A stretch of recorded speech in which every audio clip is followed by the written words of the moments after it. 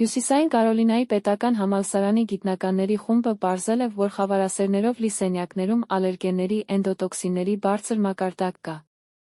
Աղտոտման մակարդակը նվազում է, երբ միջատները վերածվում են տնից, հաղորդում է New Atlas-ը։ Խավարասերների տեղափոխած ալերգենները կարող են մեծացնել ասթմայի ալերգիկ ռեակցիաների առաջացման ռիսկը, հատկապես երեխաների համար։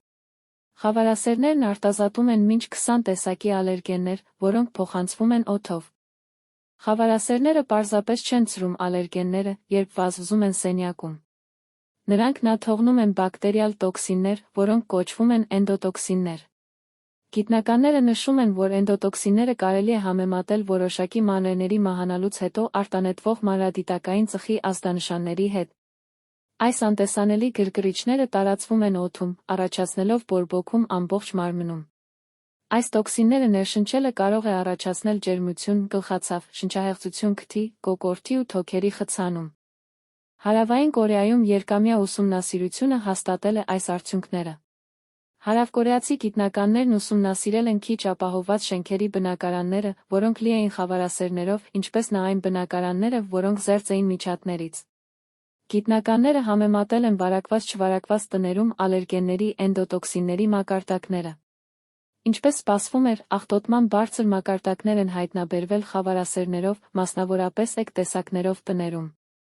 Էգ խավարասերների կղանքը պարունակում է մոտավորապես 2900 միավոր էնդոտոքսին 1 մգ-ի համար, ավելի քան 2 անգամ ավելի, քան արուների կղանքը։ Միջին հաշվով, յուրաքանչյուր էգ իր կղանքում օրական արտազատում է մոտավորապես 5000 միավոր էնդոտոքսին, մինչդեռ յուրաքանչյուր արու արտազատում է մոտավորապես 750 մոռ։ Էգ խավարասերներն ավելի շատ են ուտում, քան արուները, ուստի նրանց կղանքն ավելի շատ էնդոտոքսիններ է արտադրում։ Ավելի շատ էնդոտոքսիններ են հայտնաբերվել խոհանոցներում, քան ննջասենյակներում, քանի որ խավարասերներն ավելի հաճախ ապրում են խոհանոցներում, որտեղ նրանք ավելի շատ սնունդ են գտնում, գրում է համահեղինակ Մադհավի Կակումանուն։ Հիշեցնենք, թե ինչու են խավարասերներն իրականում այդքան դիմացկուն։ Խավարասերներն այնքան էլ լավ համբավ չունեն, բայց նրանք, հավանաբար, կգոյատեն, նույնիսկ եթե բոլորը մահանան։